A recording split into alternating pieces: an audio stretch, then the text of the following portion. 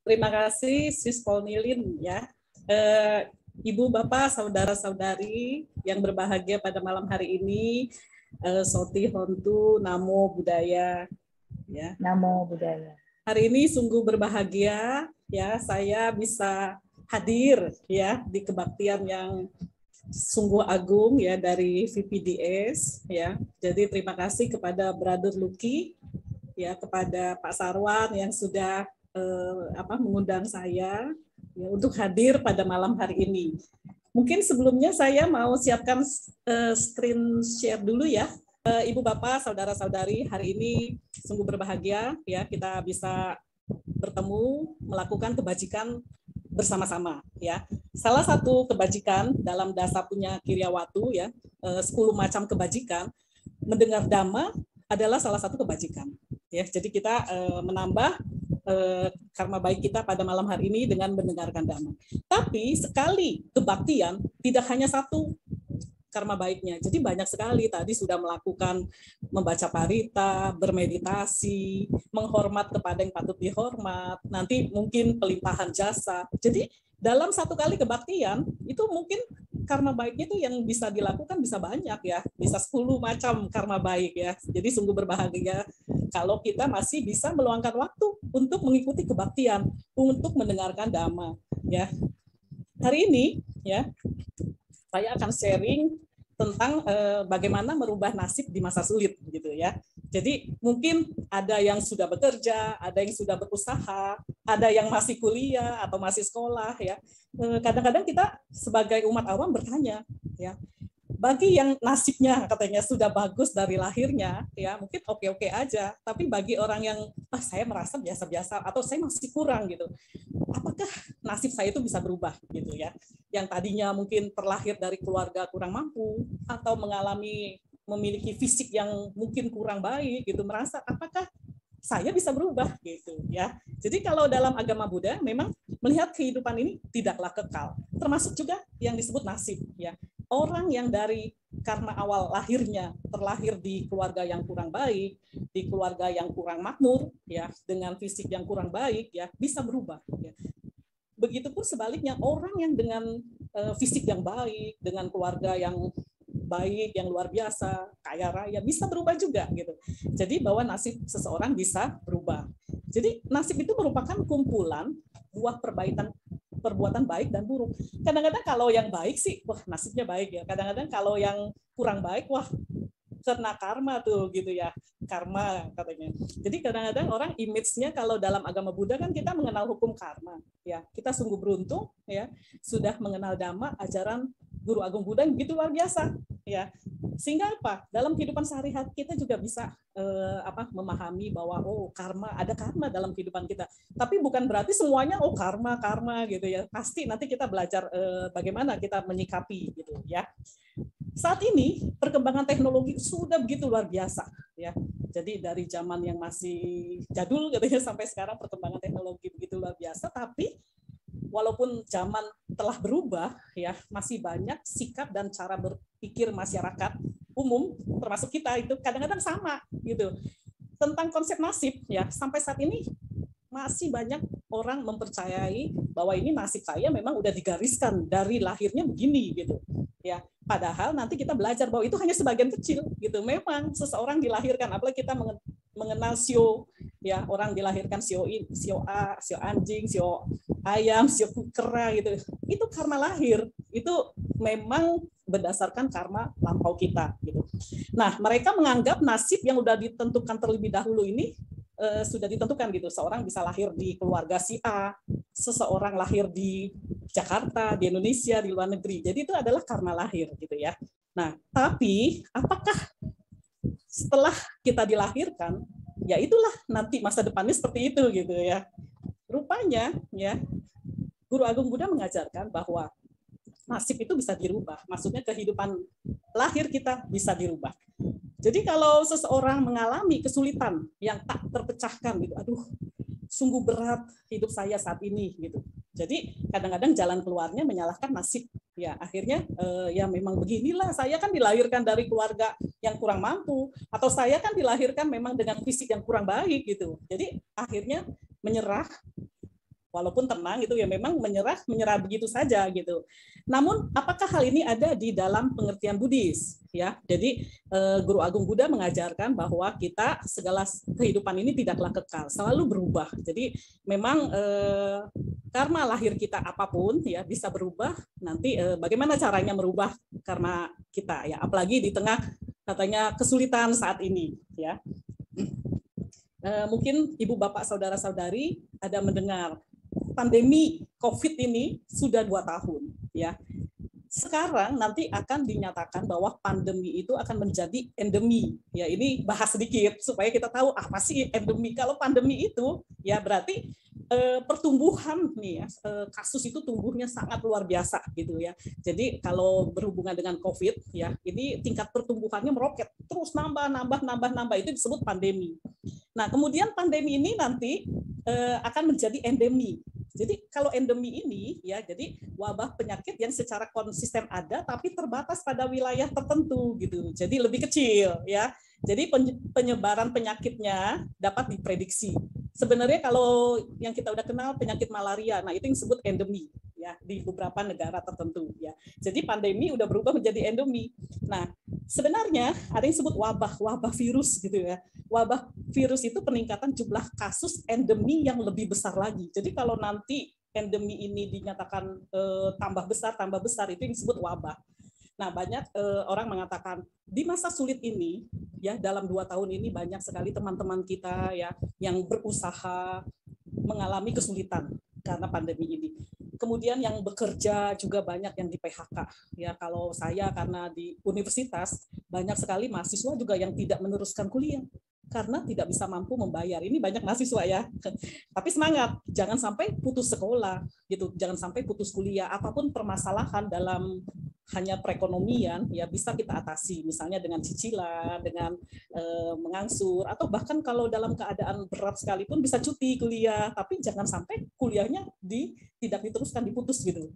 Jadi memang banyak sekali yang masyarakat di sekitar kita. Bagi teman-teman yang tidak mengalami, ya mungkin banyak juga ada sebagian yang bisnisnya jadi malah berkembang dengan pandemi ini, online bisnis berkembang, malah mereka maju. Jadi di satu sisi ada yang memang mengalami kesulitan, ada yang mengalami juga kemajuan ya dalam bisnisnya.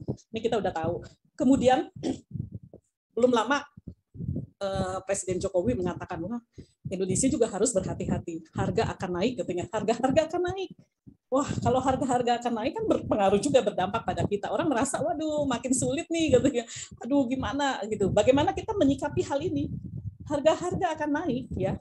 Jadi ada kelangkaan kontainer di seluruh dunia. Jadi ongkos angkut ya, freight cost ya, itu kan kalau pengiriman dari luar negeri, dari masuk ke Indonesia, ekspor impor semua pakai kontainer. Kontainernya lagi langka, sehingga logistik akan naik, sehingga harga freight cost juga akan naik nanti. Ya, biasa kan supply dan demand. Kalau supply-nya banyak lebih murah. Kalau supply-nya aja kontainernya kurang ya berarti harga akan naik. Ini harus dipertimbangkan ya. Kemudian kelangkaan pangan.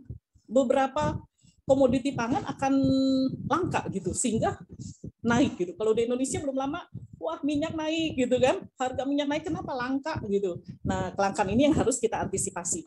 Kemudian inflasi. Harga-harga naik dari berbagai faktor biasanya mengikuti tuh. Dari logistik naik, kelangkaan pangan, yang lain-lain ikut-ikutan naik gitu, inflasi jadinya, kenaikan tingkat harga dari berbagai komoditi. Kelangkaan energi BBM, ya, batu bara saat ini naik begitu pesat. Gitu. Juga diperburuk dengan adanya perang Rusia dan Ukraina.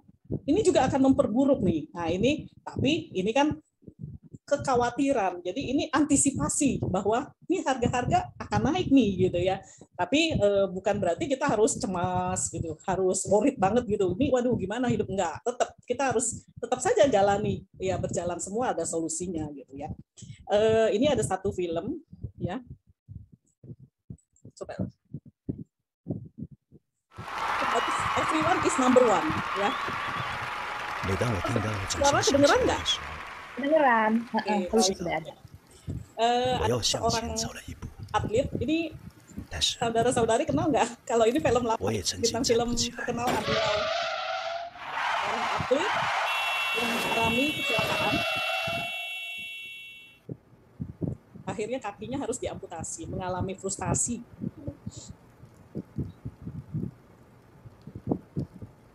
Mungkin ada yang sudah pernah lihat juga ya filmnya ya.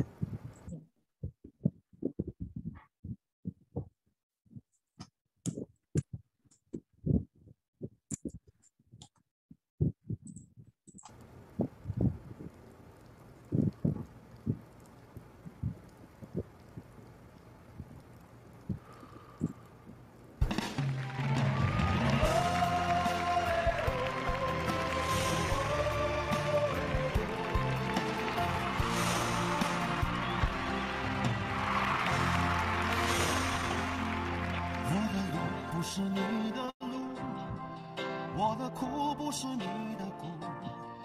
每个人都有现在的能力，把一切去征服。我的泪不是你的泪，我的痛不是你的痛。一样的天空，不同的光荣，有一样的感动。不需要自怨自艾的惶恐，只需要撑住，只要向前冲，告诉自己天生我材必有用。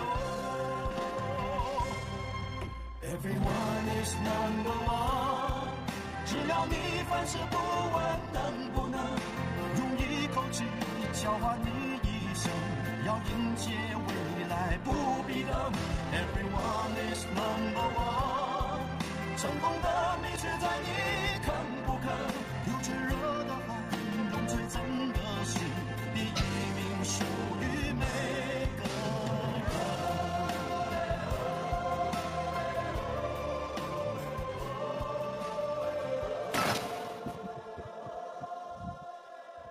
挫折真的是人生的一部分吗？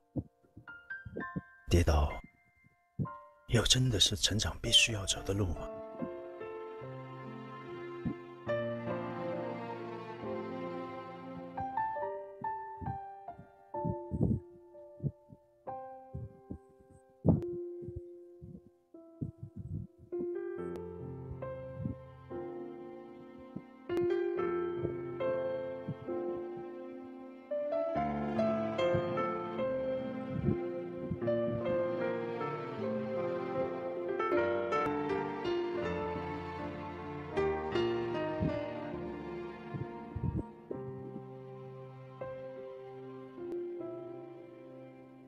前我和他们一样，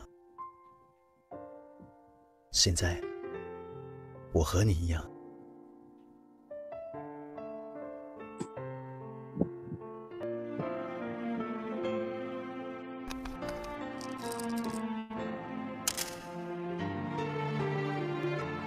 意外就是在人们和你自己都意想不到下才会发生的。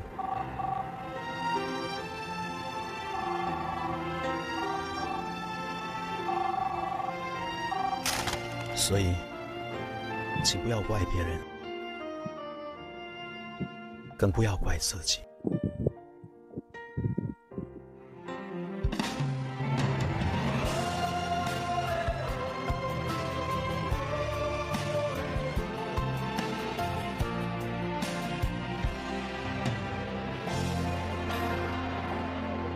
我的路不是你的路，我的苦不是你的苦。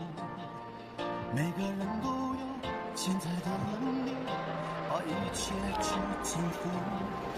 我的泪不是你的泪，我的痛不是你的痛。一样的天空，不同的光荣，有一样的感动。不需要自怨自艾的惶恐，只需要撑住，只要向前冲，告诉自己天生我材必有用。Everyone is number one， 只要你凡事不问能不能，用一口气交换你一生，要迎接未来不必等。Everyone is number one， 成功的秘诀在你肯不肯，流最热的汗，用最真的心，第一名属于每个人。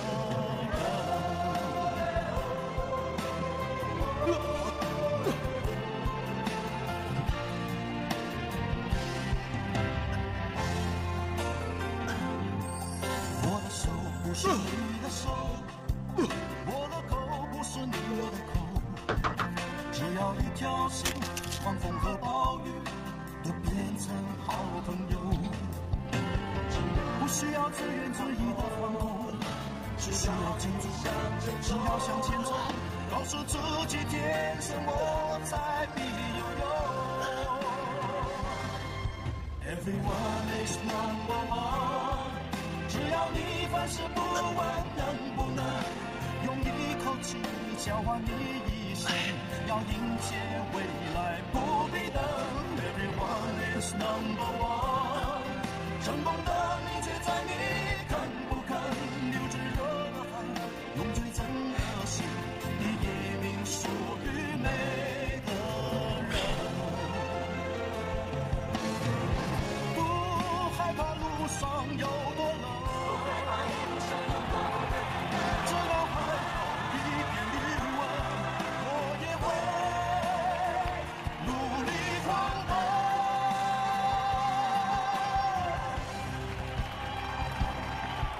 Everyone is number one， 只要你凡事不问能不能用一口气交换你一生，要迎接未来不必等。Everyone is number one， 成功的秘诀在你肯不肯流最热的汗，用最真的心，你一命属于每个人。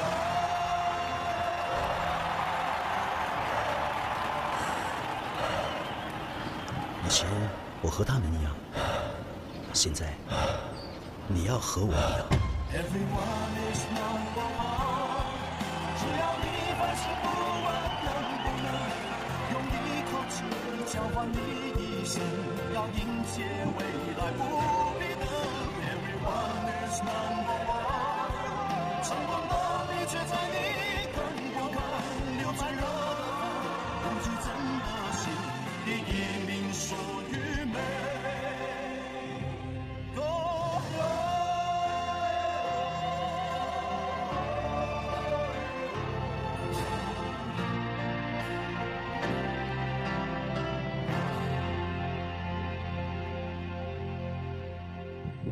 Oke, jadi everyone is number one.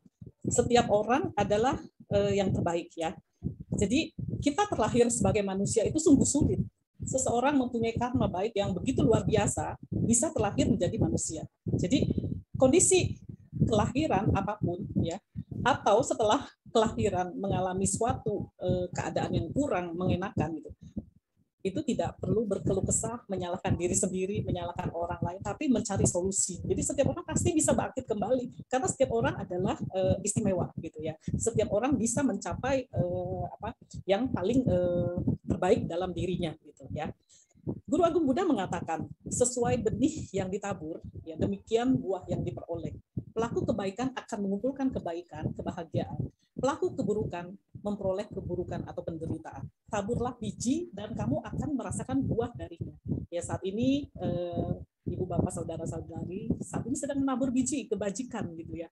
Jadi seperti kalau nabung di bank gitu ya, kita hari ini setor, tapi setor tabungan kebajikan. Bukan berarti pamrih tanpa diingat-ingat ya, tanpa dicatat, tanpa diapa ya, kita selalu ingat gitu. Ini kebaikan ini tetap akan mengikuti kita gitu ya.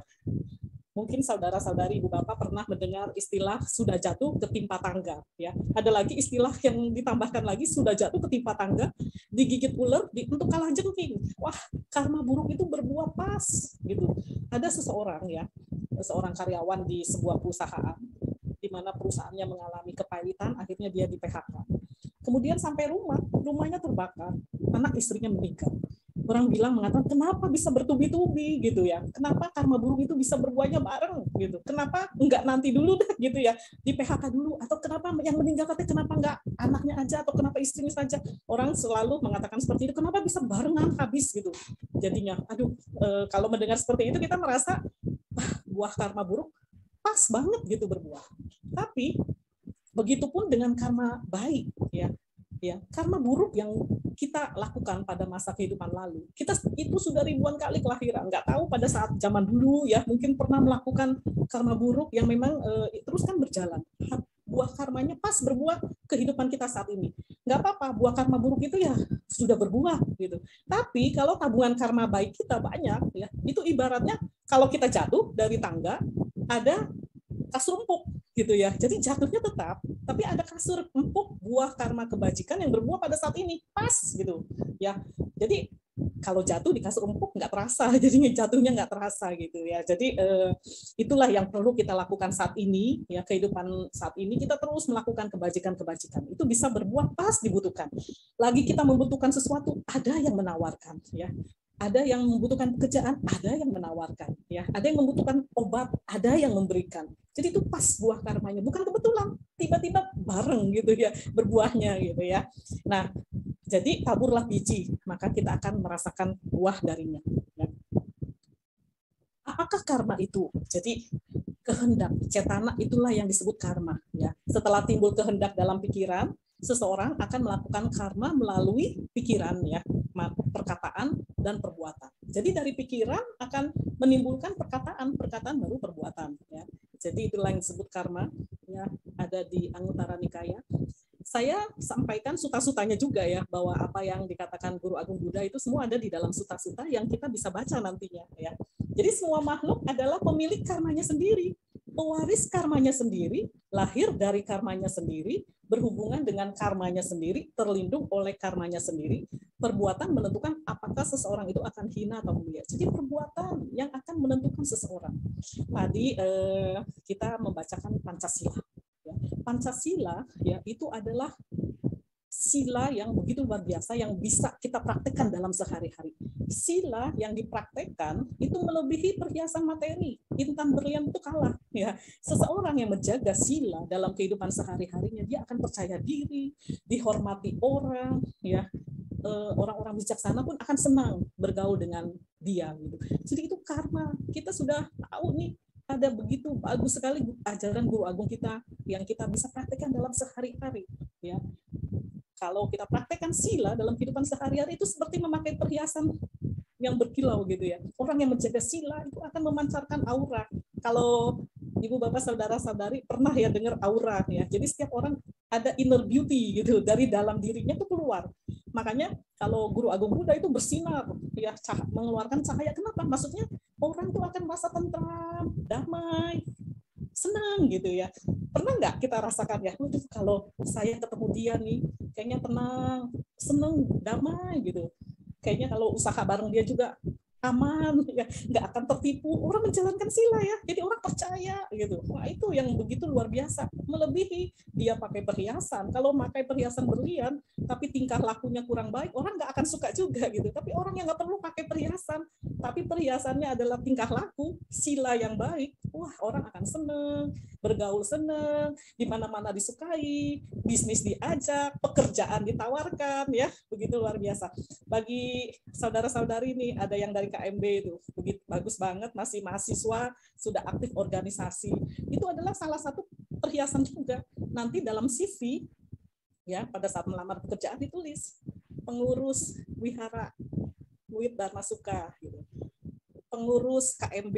Nah itu salah satu plus poin ya. Jadi wah ini kalau misalnya seorang owner perusahaan melihat ya, wah ini bagus banget nih kegiatannya, bagus-bagus gitu ya. Aktif dalam organisasi keagamaan, organisasi sosial, itu adalah perhiasan juga ya. Yang jadi seseorang itu ada value added-nya ya. Jadi bagus sekali gitu. Nah, jadi perbuatan kita lah yang menentukan masa depan kita nanti ya. Nah, karma cara kerjanya dibagi menjadi karma yang menyebabkan kelahiran ya, karma yang mendukung buah karma yang tengah dialami. Kita lahir di Jakarta, kita lahir menjadi seorang wanita, seorang pria di keluarga yang begini, misalnya keluarga yang lumayan, keluarga yang biasa, itu semua dari karma yang menyebabkan kelahiran. Kemudian karma yang mendukung, dilahirkannya ganteng, cantik, pinter, wah itu mendukung. Kalau nggak mendukung, nggak usah khawatir. Misalnya, ya udah pinter tapi kurang pinter, maksudnya kurang cantik, kurang ganteng gitu, nggak apa-apa. Itu semua bisa berubah ya. Jadi kemudian ada karma yang mengurangi buah karma. Kalau memang melakukan perbuatan-perbuatan dalam kehidupan ini, ya nanti akan berkurang kan. Karma yang memotong, karma yang menyebabkan kelahiran. Ini yang perlu kita tahu. Jadi, oh karma itu karma kelahiran nih. Saya lahir di Indonesia, kenapa nggak lahir di Singapura misalnya? Kenapa saya lahir di keluarga papa saya, mama saya? Itu memang karma yang menyebabkan kelahiran kita. Tapi itu hanya salah satu unsur ya. Nah, yang tadi perbuatan itulah yang akan nanti menentukan kesuksesan, kebahagiaan kita ya. Ada 4 hal yang membawa seseorang ke arah kemajuan materi maupun mental. Ya. Pertama adalah pati rupa desa wasu, pandai memilih tempat yang sesuai. Saya ingin kayaknya cocok nih kebaktian di VPDS. Ya. Oh saya ingin bekerja nih, kayaknya cocok nih bekerja di perusahaan, misalnya perusahaan bank atau perusahaan industri. Gitu. Saya cocoknya di sana. Kemudian saya cocoknya usaha. Oh saya usahanya usaha misalnya online atau usaha sembako atau apa. Jadi kita harus pintar juga memilih tempat yang sesuai dengan minat kita, passion kita, bidang kita. Itu pati rupa desa wasu. Kemudian sapurisa upasaya, berhati-hati dalam memilih teman, dalam teman bisnis. Yang tadi ya, wah ini orang silanya bagus nih, memang orangnya baik, nggak pernah bohong, nggak pernah macam-macam nih, kayaknya boleh untuk teman bisnis, dia nggak akan nipu saya gitu kan. Itu memilih. Bergaul pun sama, berteman dengan siapa aja boleh, makin banyak teman makin bagus, tapi untuk teman-teman baik yang memang teman jalan ya, teman yang mendukung. Jadi seperti kalian Namita, kita cari teman-teman yang mendukung kita, yang bisa membawa. Kalau teman-teman yang kayaknya, waduh kalau saya ikut dia nih, saya bisa jadi begini nih gitu ya. Jadi karena apa? Pertemanan tuh menular ya. Jadi kita kalau biasanya kalau orang yang suka mabuk-mabukan, kita berteman tuh lama-lama mabuk itu biasa gitu. Jadi nggak merasa ini lagi, akhirnya kita jadi ikutan gitu ya. Kalau orangnya suka berbohong atau yang suka mencuri, kita bareng berteman. Dia nanti kita merasa mencuri itu nggak apa-apa gitu. Karena kan dia juga lakukan gitu. Akhirnya kita bisa mengikuti. Jadi pintar-pintar memilih teman yang mendukung. Berteman dengan siapa aja boleh, tapi yang untuk teman yang mendukung kita, yang teman akrab gitu, yang buat kita bisnis, buat teman jalan gitu, itu cari teman yang baik. Kemudian atas sama panidi, berusaha mempunyai kemampuan keterampilan. Kemampuan keterampilan ini tidak hanya kemampuan formal. Wah, saya mau sekolah. S1, S2, S3, nggak apa-apa, boleh kalau mau itu. Tapi yang dimaksud kemampuan ini keterampilan informal. Banyak sekali kita bisa belajar. Sekarang teknologi begitu canggih, ya kita mau belajar apapun ada di internet.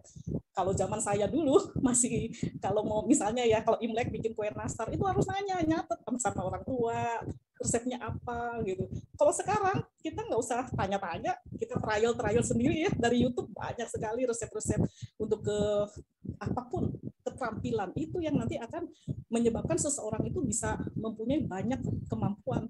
Yang jadi tidak ada istilah saat ini itu, tidak ada istilah tidak bisa, tidak tahu. Kenapa? Semua bisa dibuka, bisa open langsung Google searching. Ya, jadi kita harus terus menambah kemampuan kita, bahkan kemampuan online segala macam tuh sekarang, wah itu bisa akhirnya bisa dipakai untuk berbisnis, bisa bagus ya. Banyak sekali mahasiswa yang masih sekolah pun sudah pintar sekali berbisnis karena menguasai salah satu online itu gitu ya. Jadi terus kita berusaha mempunyai kemampuan, menambah kemampuan dan keterampilan. Kemudian UB kata punyata, jadi mempunyai simpanan kebajikan dari kehidupan lampau. Nah kehidupan lampau itu gimana?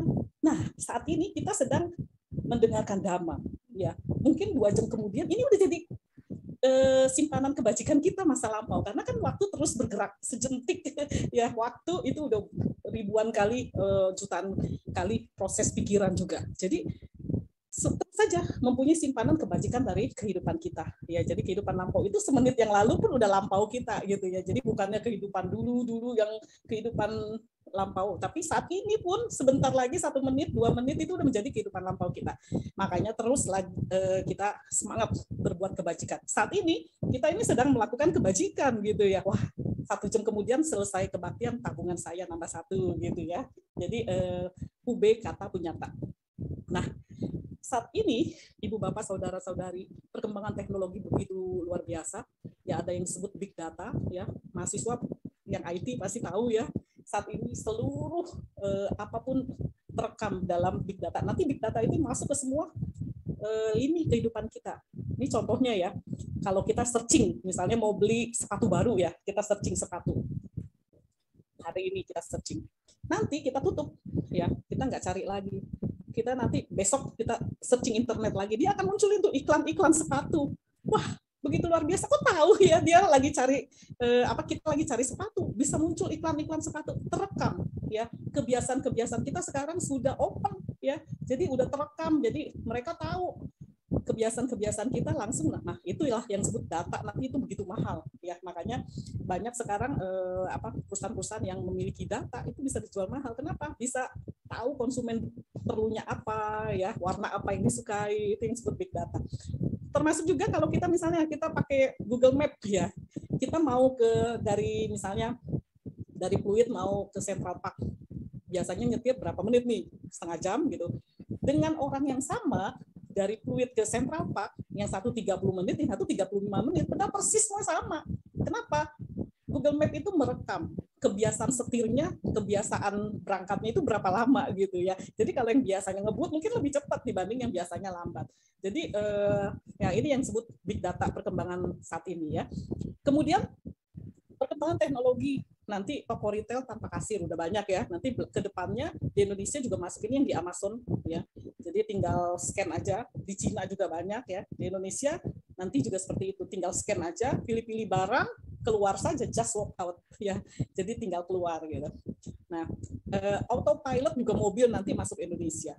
Ya, saat ini kan sudah ada di Singapura, di luar negeri ya. Sudah di trial dengan autopilot ini, dari 100 trial hanya terjadi satu kecelakaan. Kenapa? Ditabrak ya. Jadi bukannya mobilnya ini nabrak.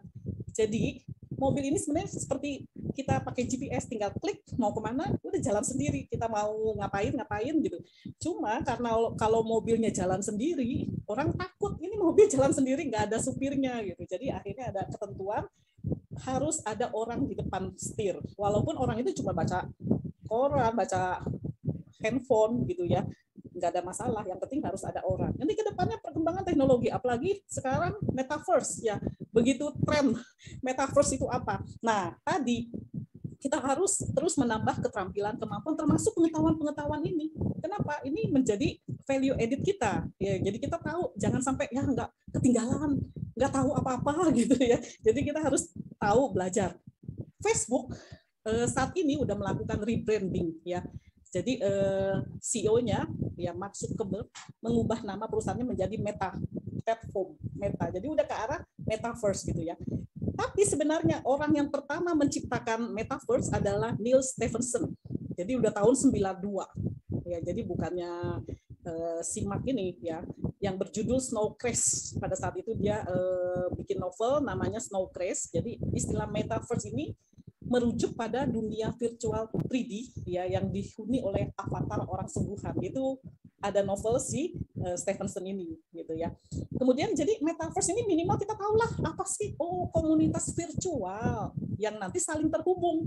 Jadi bekerja, bertemu, bermain. Jadi pakai headset itu pakai virtual. Nanti di virtual itu bisa berteman, bertemu, ngafe ya, macam-macam gitu ya.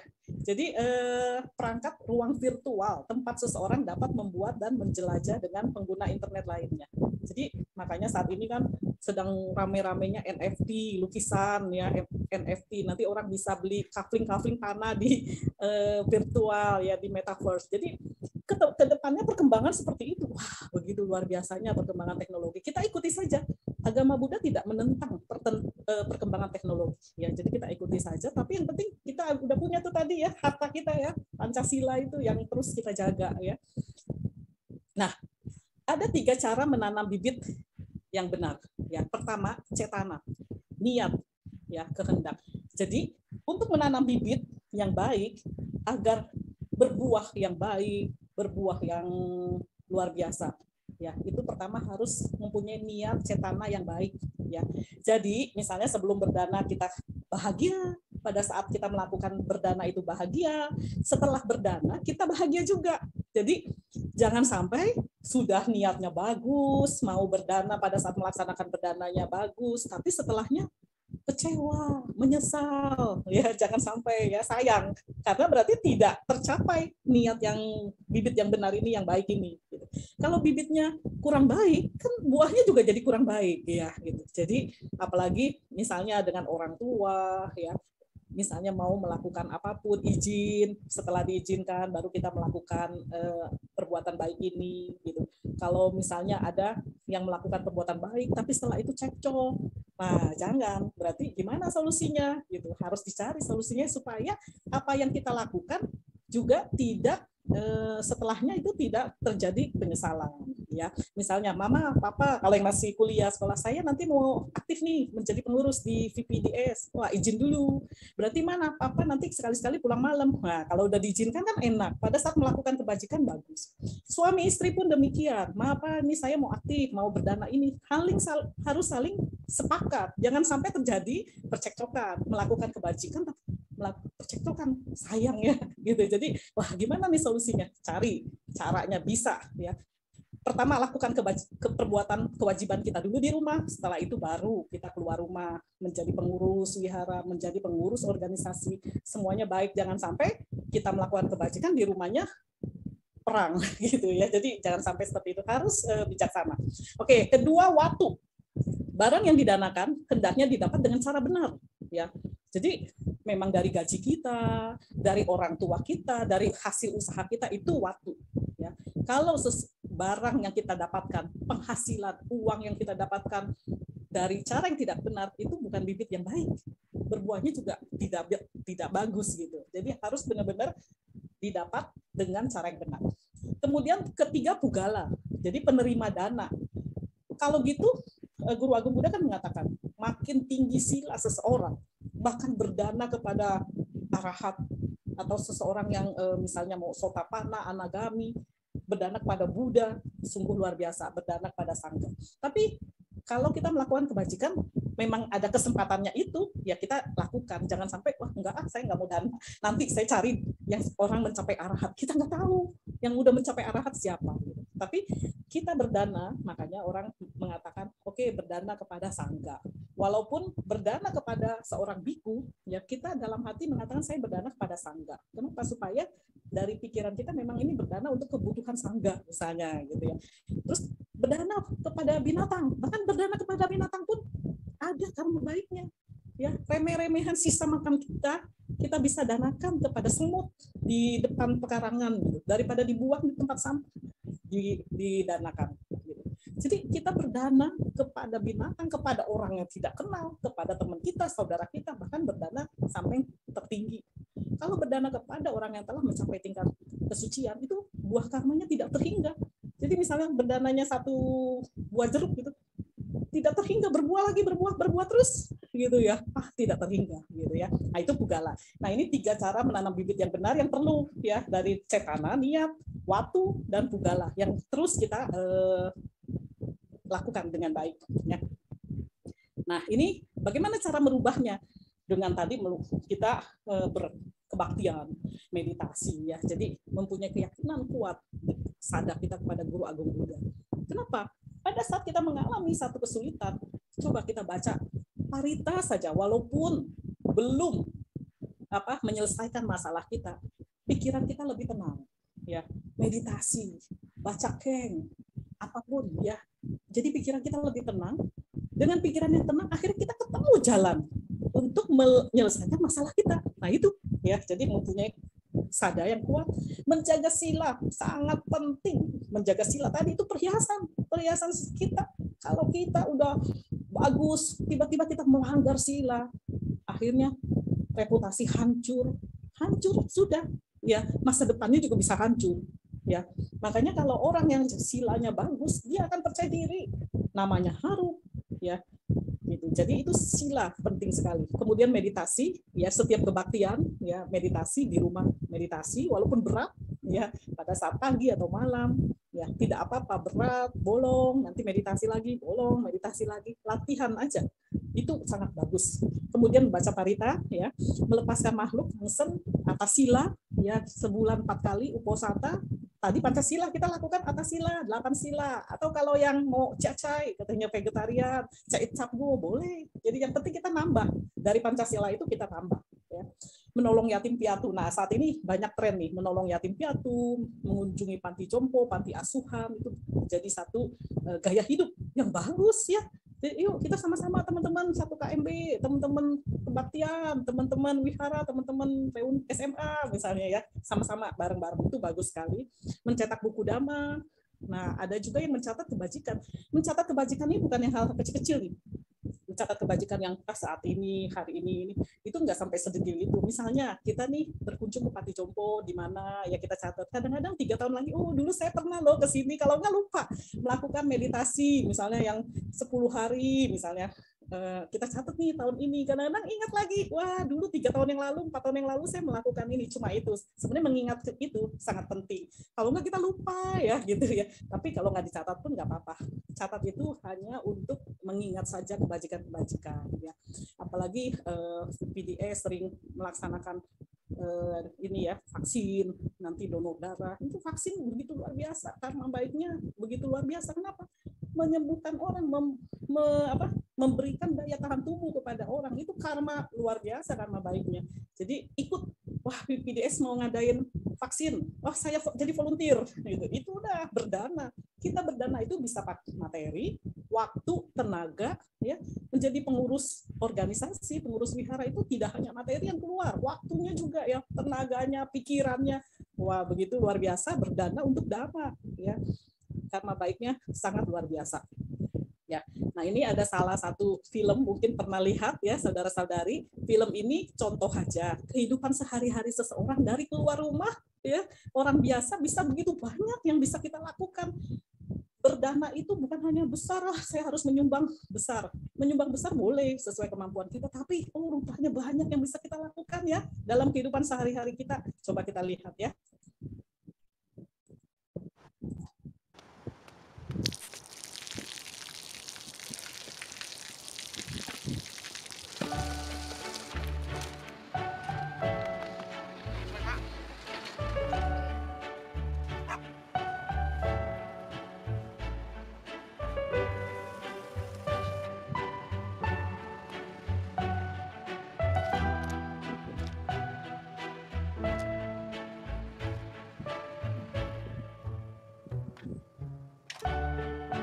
เขาจะได้อะไรถ้าเขาทำแบบนี้ทุกวัน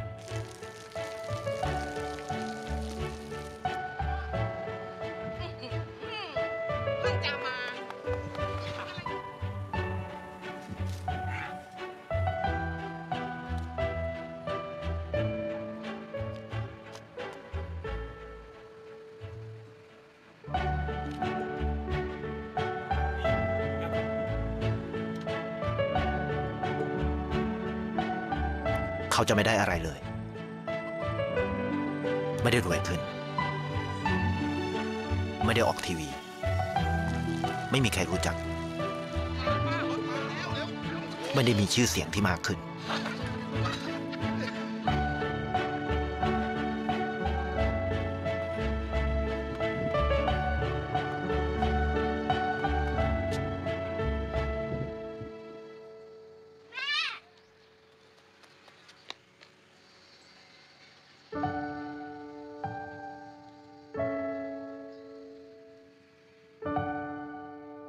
เพราะสิ่งที่เขาได้คือได้แค่ความรู้สึก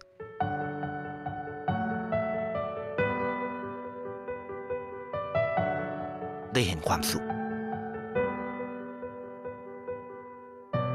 ได้เข้าใจ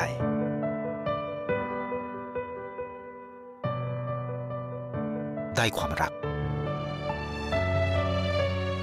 ได้ในสิ่งที่เงินซื้อไม่ได้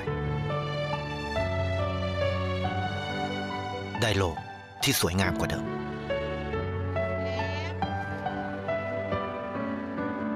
ในชีวิตคุณอะไรคือสิ่งที่คุณต้องการมากที่สุดไทยประกันชีวิตเชื่อในความดี Jadi dalam kehidupan sehari-hari si pria tadi, dari keluar rumah, air daripada terbuang, tanaman ya, bantu mendorong seorang pedagang, sampai bahkan memberi makan kepada binatang gitu. Jadi banyak sekali yang bisa dilakukan. Tadi memberi uang kepada pengemis yang memang membutuhkan, akhirnya bisa sekolah ya. Itu jadi banyak sekali yang bisa kita lakukan dalam kehidupan sehari-hari kita. Bahkan ya kadang-kadang kita ketemu orang ya di restoran, pelayannya udah begitu capek, kita ucapkan terima kasih saja, dia udah senang. Berdana juga memberi kebahagiaan kepada orang. Ya, orang yang capek kita ucapkan terima kasih. Bahkan banyak ya yang memesan GoFood, GrabFood, kadang-kadang dikasih tips gitu. Kenapa sih harus kasih tips? Ya membahagiakan orang lah, kasih 1.000, 2.000, 5.000 gitu ya. Membahagiakan orang kan boleh. Guru Agung Buddha mengatakan, sudata sukatsa data madawi, sukanso adi gacati. Seseorang yang memberikan kebahagiaan kepada orang lain akan berbahagia dalam kehidupan. Jadi hal-hal kecil, kita bagaimana caranya kita memberi kebahagiaan. Bahkan Guru Agung Buddha sebelum mengatakan sesuatu berpikir dulu, apakah kata-kata saya ini bermanfaat bagi orang yang mendengar? Apakah kata-kata saya ini membuat orang itu bahagia? Kalau kata-kata yang bisa menyakiti orang, ya, apalagi menyakiti hati orang tua kita, orang yang dekat dengan kita, sedih ya.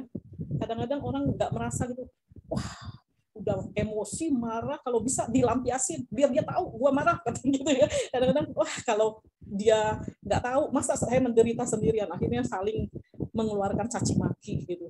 Wah, akhirnya terjadi pertengkaran, pertikaian, sedih ya. Tapi kalau bagaimana nih, kalau saya ngomong nih akan membuat dia sedih, kita hindari. Kalau membuat dia bahagia, kita lakukan ya. Nah, Ibu Bapak Saudara-saudari, banyak sekali yang bisa kita lakukan. Saat ini tadi ya udah ada tren ke panti jompo, panti asuhan ya. Ini banyak sekali nih. Ada satu kesaksian teman. Ya, dia mengalami rumah tangganya kurang baik gitu ya. Hampir cerai. Kemudian tiba-tiba dia sering datang ke panti jompo memberi cinta, kasih sayang kepada seorang oma-oma. Terus dia berikan, tiba-tiba perubahan terjadi dalam dirinya. Apakah itu karma? Ya bisa, semua terkait. Orang yang memberikan cinta akan mendapatkan cinta. Ya, orang yang akan memberikan peluang pekerjaan kepada orang lain akan usahanya akan mendapatkan peluang. Orang yang bisa memberikan kebahagiaan akan mendapatkan kebahagiaan. Ya. Kemudian ini bakti kepada orang tua, ini tradisi Buddhis ya. Ini terus jangan sampai hilang. Dengan perkembangan teknologi saat ini sekarang sudah jarang orang tua ya melihat anaknya namaskara. Coba kita, ini udah tradisi paling bagus bakti kepada orang tua ya. Mungkin pada saat Imlek, pada saat Waisak, pada saat hari ibu atau orang tua ulang tahun, namaskara. Yang belum pernah namaskara, yang sudah terus lakukan. Wah, orang tua terharu ya. Apalagi kalau ada misalnya cuci kaki orang tua, basuh kaki orang tua ya. Ini bagus. Ini tradisi Buddhis ini jangan sampai hilang. Walaupun perkembangan begitu luar biasa teknologinya ya saat ini ya. Tapi bakti kepada orang tua tetap ya, membantu teman-teman yang sedang membutuhkan gitu ya. Jadi nah ini ada tong ya yang ada bocor nih. Kadang-kadang orang terhadap orang tua tidak melakukan bakti, tapi melakukan penghormatan kepada yang lain. Biasanya ada yang mengatakan kalau deket mah nggak harum gitu, kalau jauh harum. Orang tua dibentak, ya kadang diperlakukan kurang bagus, itu seperti tong bocor. Jadi udah melakukan banyak perbuatan baik, tapi ada bocor juga gitu ya, sayang ya. Makanya kita bagi kita orang tua adalah, kalau Bro Luki itu mengatakan my mentor, wah saya kagum juga, ini sungguh luar biasa ya, bakti kepada orang tua yang mengatakan my mentor gitu. Jadi itu orang tua itu dewa bagi kita ya, kita hormati, kita hargai gitu ya, luar biasa. Kalau kita terus praktek dhamma ya, Guru Agung Buddha mengatakan bahkan kita menopang orang tua ya sepanjang hidup kita belum bisa membalas jasa orang tua. Nah, ini kalau ada kesempatan dana makan ya, pindapata, kita lakukan. Jadi banyak, ini bisa merubah nih kehidupan kita. Ada teman saya ya, tadinya mengalami kesulitan, tiba-tiba dia aktif di wihara membantu, padahal dia nggak pakai materi, orang lagi sulit gitu. Nah, kalau orang lagi sulit nggak apa-apa, nggak harus pakai materi kan, membantu, pakai tenaga, pikiran. Akhirnya kehidupannya kok tiba-tiba lancar lagi gitu. Dia juga merasa, wah ini merasa terkesan banget, ini kok bisa berubah hidupnya, padahal saya nggak melakukan apa-apa loh, katanya, saya coba membantu pakai tenaga gitu. Jadi itu berdana itu yang membuahkan akhirnya bisa berubah kehidupannya ya. Meditasi, mengunjungi orang yang sakit. Jadi begitu cara merubah yang tadi ya, dari cara berdana yang baik, ada 4 pokok itu yang kita terus praktekkan ya, sampai hal-hal ini seperti ini. Jadi istilahnya kalau seperti satu buah gelas ya, karma baik itu air. karma buruk itu garam. Ya. Garam itu karma buruk yang berbuah tidak bisa kita hilangkan. Kita udah ribuan kali, jutaan kali kelahiran, bisa saja berbuah pada saat ini. Mungkin pada saat kecil kita melakukan apapun berbuah hari ini, tetap ada. Tapi kalau airnya banyak, ya garamnya tidak terasa. Garam sesendok kita taruh dalam gelas, terasa asin. Kemudian garam sesendok itu kita taruhnya dalam baskom yang besar, airnya banyak, tidak terasa asin lagi. Bahkan mengatakan, kayaknya nggak ada garamnya nih, gitu ya. Kayaknya udah tawar. Kenapa? Airnya yang banyak. Nah itu seperti itu, saudara-saudari, ya. Jadi juga jangan menganggap sepele, hal ini tidak akan berguna bagiku. Bahkan dengan jatuhnya tetes demi tetes, seguci air akan penuh. Seperti halnya orang bijaksana, mengumpulkan sedikit demi sedikit, memenuhi dirinya dengan kebajikan. Di dalam Dhammapada 122. Jadi hal-hal kecil terus kita lakukan, itu akan menjadi penuh gucinya gitu ya. Setetes demi setetes, bahkan seguci air akan penuh dengan kebajikan yang kita lakukan. Ya.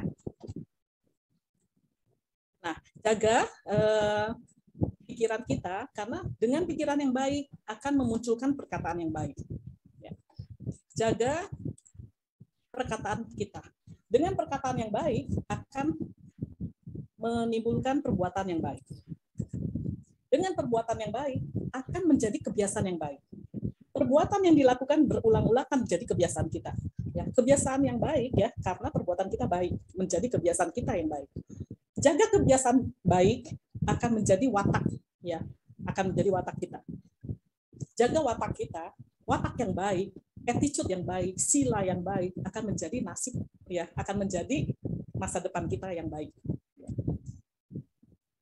Demikian hal yang dapat saya sampaikan, saudara-saudari. Mungkin waktunya sudah panjang ya. Terima kasih. Semoga memberi semangat bagi kita untuk terus melakukan kebajikan. Terima kasih. Saya mau cerita satu untuk sebagai penutup ya. Oke, silakan. Sis Polni, jadi gini, pada saat Petapa Gotama sebelum mencapai penerangan sempurna, ada seorang wanita bernama Sujata. Ya, pernah dengar ya?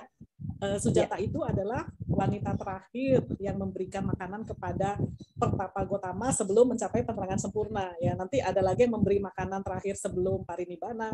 Ya, kalau ini Sujata ini sebelum mencapai penerangan sempurna. Pada saat itu terjadi dialog. Petapa Gotama bertanya, ini secara ringkasnya ya, kata-kata aslinya ada dalam sutta ya. Intinya begini, Sujata, apakah engkau bahagia? Ya, Sujata mengatakan, ya guru, saya berbahagia. Kenapa? Seperti setetes air yang dijatuhkan ke kelopak bunga lili gitu ya. Jadi saya merasa puas dengan kehidupan saya gitu. Nah, itulah makanya saya berbahagia. Jadi saudara-saudari, tadi kita harus semangat, berusaha, berjuang. Tapi apa yang sudah kita dapatkan, ya kita merasa puas dengan apa yang sudah kita dapatkan. Yang merasa puas itulah yang merasa bahagia. Ya, ini udah yang terbaik yang saya dapatkan saat ini. Tapi tetap semangat melakukan hal-hal lainnya. Tapi tidak boleh menjadi kurang. Selalu kurang. Kadang-kadang orang, nanti kalau saya udah jadi supervisor, saya bahagia. Udah dapat supervisor, kayaknya belum nih. Saya harus jadi manajer, belum bahagia. Nanti kalau udah direktur, saya bahagia. Gitu. Akhirnya pada saat menjadi direktur, dia kurang bahagia juga. Gitu. Ingin lagi sesuatu yang lain. Jadi terus. Yang itu akhirnya memunculkan loba. Kita nggak pernah merasa puas. Nah, sebenarnya kebahagiaan itu puas. Ya, dengan apa yang kita miliki saat ini, ya, apa yang kita dapatkan saat ini, namun tetap berusaha meningkatkan. Apa yang sudah bagus kita tingkatkan, apa yang kurang bagus kita perbaiki, gitu ya. Demikian, terima kasih ya Sis Polni dan Bapak Ibu saudara-saudari sekalian hari ini. Terima kasih atas perhatiannya ya. Selamat malam. Soti Hontu Namo Buddhaya.